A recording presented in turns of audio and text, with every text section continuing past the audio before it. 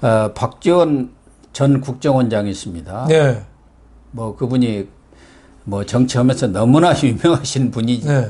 또 종편에도 수없이 나와가지고 하루도 언론에 비치지 못하면은 못 사는 언론 중독증 환자라는 얘기까지를 관종이죠, 관종. 그러면은 적어도 국정원장 정도로 하고 나오신 분 같으면 입이 청금처럼 무거워야 할 그렇죠. 텐데 국정원장 옷 벗자마자부터 계속 언론 플레이를 하고 있습니다. 그 처음 나와서 한 얘기가 윤석열, 윤비어천가입니다. 계속. 그래가지고, 그 여성 장관들 탁탁 임명하는 거 보니까 순발력이 있어. 뛰어나. 뭐 이렇게 얘기를. 그 옛날에 재미 봤잖아요. 문재인 옛날에 문비어천가를. 그 전에는 문모닝이라고 그랬어요. 네, 아침마다 어디 당대표 할 때 문재인을 씹어가지고 문모닝 한다고 그랬어요. 네. 그 다음에 어느 날 갑자기 휙 돌아서 비어천가, 문센큐가 돼버렸어요. 문센큐 해가지고 결국은 문재인도 자기 아부하는 거 좋아하잖아요. 그러니까 국정원장 자리 하나 준 거죠. 예. 그러니까 박지원도 어떻게 보면은 관종이라 가만히 있지도 못하지만 뭐 구린 게 좀 많지 않겠어요? 저는 그거 있다고 봐요. 조성은 그 국정원 제보사주 수사 안 했잖아요. 이거 제보사주하면 꼼짝없이 걸리죠. 그 사주 한 날 그 조성은하고 뭐 롯데호텔에서 만나고 계속 그거 수사하다 말았어요. 네. 그거 제대로 수사하면 저 박지원 저는 처벌 받아야 된다고 보는데요. 그럼에도 불구하고 저렇게 지금 조용히 안 했고 저렇게 떠벌리는 거 그 예방주사용 아닌가. 이렇게 열심히 하겠습니다. 저 좀 살려주세요. 이런 메시지 아닌가 저는 싶어요. 박지원하고 그 조성원하고 짜고 해갖고 고발사주 사건을 만들어낸 거 아닙니까? 고발사주 윤석열을 죽이려고. 결정적으로 윤석열 향해서 칼을 날렸죠. 예. 근데 그 칼이 미수에 그쳤어요. 옆에 기둥에 맞았어요, 칼이. 그래서 윤 대통령이 살아나서 대통령 된 거예요. 예. 그러니까 지가 얼마나 불안하겠어요. 시해를 하려고 그랬는데. 예? 예. 그러니까 박지원은 뭐 양심이고 뭐 정의고 뭐고 없어요. 그러니까 이재명, 박지원, 문재인 뭐 이런 사람들 보면은 맹자가 얘기한 수호지심, 예. 부끄러움을 아는 마음 이거 없는 거예요. 예, 염치가 없어요, 그냥. 저는 윤비어천가만 부르면은 또 괜찮은데 얼마 전에는 보니까 또 언론 보도를 보고 제가 아는 건데 또 김건희 씨에 대해서 그 부속실이 별로다 품위가 있어하고 뭐 그러면서 또 김건희 씨까지도 한사라 이렇게 말아 올리더라고요. 부속실이 있어야지 그렇게 품위가 있고 또 영부인으로서 할 역할이 많다 하면서 또 김건희를 확 띄우더라고요. 그렇죠. 대통령 공약으로서 제2부속실 영부인 담당하는 거는 만들진 않았지만은 그래도 관리하는 직원은 사실은 좀 필요하거든요. 예. 지금 뭐 이번에 남편하고 왜 집무실에서 찍은 사진이나 이런 게 논란이 되니까 그런 건 조치는 필요한데 때 맞춰서 딱 그러니까. 제2부속실 꼭 필요하고 영부인에 맞는 예우가 필요하다. 그러니까 가려운 대로 잘 긁어주는 거죠. 정말로 그거 보면서 대단한 사람이죠. 참 뛰어난 사람. 평생을 그렇게 살아왔죠. 네. 평생을. 오늘 지방선거 나오니까 새벽에 SNS에 자생 당사다. 그러니까 이재명 스스로 자자. 이재명은 살고 당은 죽었다. 그러니까 이재명을 뒤통수 세게 까는 거죠. 너 별 볼 일 없는 놈이야. 그러면 그거를 듣는 윤 대통령은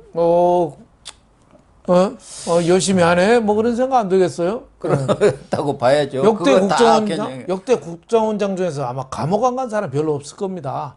지금 세 사람 갔다가 두 사람 나왔잖아요. 나왔고, 박근혜 전 이종찬 정도 안 갔나요? DJ 때 사람? 그 정도 빼놓고 감옥 한 번씩은 다 갔다 왔을 겁니다. 원세훈 뭐 지금 이병기, 이방호 장기 근무하고 있죠. 원세훈은. 박지원도 저 보나마나 저 국정원에다가 뭐 저 신영복 뭐 북구시 뭐 붙이고 뭐 이상한 짓 많이 했을 거예요. 그리고 문재인 정권 때 또 북한하고 무슨 일을 했는지 할 길이 없어요. 모사도 북한한테 여러 가지 그 물자 이렇게 몰래 보내준 거 이런 것들도 여러 차례 미국에서 경고도 하고 그랬지 그렇죠. 않습니까? 예, 해상에서 이렇게 환전해갖고 보내주고 이런 것들이 누가 통제를 안 하면 그렇게 할 수가 없습니다. 어디든가에서 개입이 됐다고 개입이 봐야죠. 됐다고 봐야죠. 그런 저런 것들이 있으니까 지금 계속 윤비어 청가를 부르는 게 아닌가. 지금 후임 국정원장이 또 굉장히 또 그 국정원의 밝은 사람이잖아요. 원리 원칙주의자고. 박지원 전 원장도 자기가 국정원장 되면서 정치의 지읒자도 저는 마음에서 지었습니다 하는데 그 후에 나온 게 제보사주 아닙니까? 그게 정말 조선 일본과 TV에서 그걸 딱 체크해갖고 딱 찌르니까 그때 그 롯데호텔 그걸 매칭해서 만난 거 아닙니까?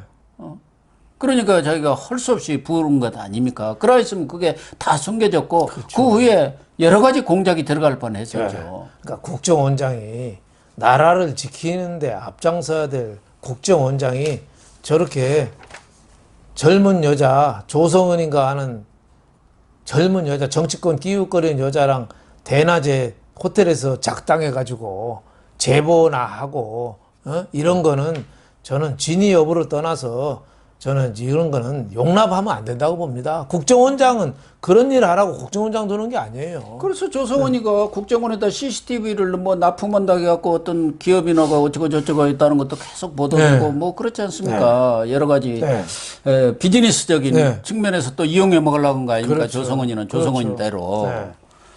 그런데 이 박지원은 국정원장 그만두자마자 지금 계속 이른바 SNS 정치를 하고 있지 않습니까? 페이스북에다 쓰고 있어요. 매 쓰고 있고 또 언론들도 지금 그거 뭐 박지원이 무슨 말 쓰나 하고 그거 뒤지고 있어. 그걸 그렇게 열심히 보도를 해주는 이유가 뭔지 모르겠어요. 언론은 뭐 관종들 일거수일투족이 또 뉴스가 되니까 거기다가 박지원이가 이제 조금 있으면은 제가 볼 때는 종편에 나오려고 하지 않겠나. 그런 당연하겠죠. 그 양반이 또 언론계 발이 뭐 아주 문어발 아닙니까?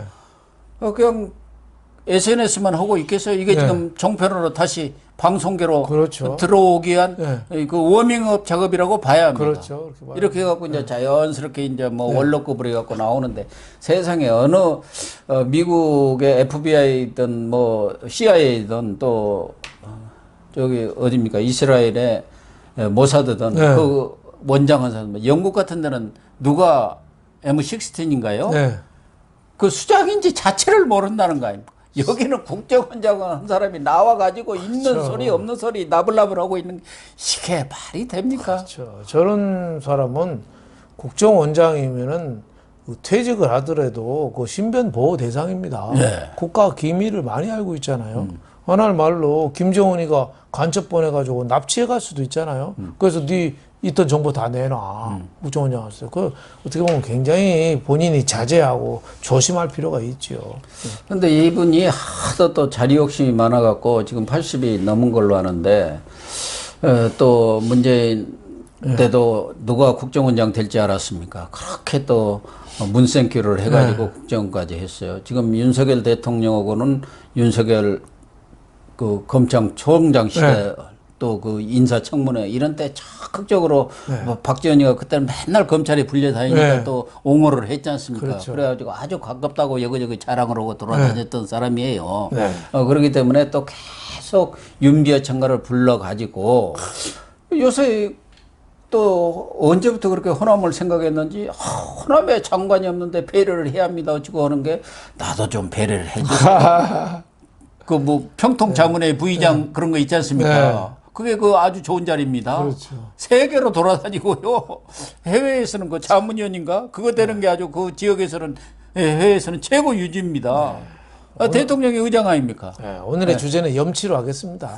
염치가 없습니다. 혹시 그걸 노린 거 아닌가 하는 생각도 들어요. 국무조정실장 하겠다고 윤종원 경제수석 문재인 때 하는 친구 노리는 윤종원이나 박지원 지금 국정원장까지 문재인 정권에서 알랑방구 껴가지고 해놓고 뭐 또 끼웃거리는 거나 저는 염치가 있어야 된다고 봅니다. 그렇습니다. 윤석열 대통령이 정말 잘 하고 계시는데 다만 국민의 눈높이에서 조금 벗어난 게 인사가 아닌가 그런 생각이 듭니다. 그래서 정말 윤석열 대통령뿐만 아니라 부인 쪽에도 전에 네. 김종인 전 비대위원장이 네. 얘기한 것처럼 파리떼들이 많겠죠.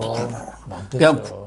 달라듭니다. 예. 이런 것을 윤석열 대통령이 잘 막아내야 그렇죠. 합니다. 그래서 최근에도 특별감찰관제 가지고 해야죠. 청와대에서 네. 그 참모들이 윤석열 대통령 뜻도 모르고 그거 폐지할 듯이 얘기했다가 엄청난 또 그렇죠. 역풍을 맞았지 않습니까? 그렇죠. 빨리 특별감찰관도 임명을 해야죠. 그렇죠. 예. 예. 법에 있지 않습니까? 그렇죠. 그런데 왜 그런 것을 또 없애려고? 그러니까 이 벌써 윤 대통령을 중심으로 해서 그 참모들이 아부꾼들이 달라들어.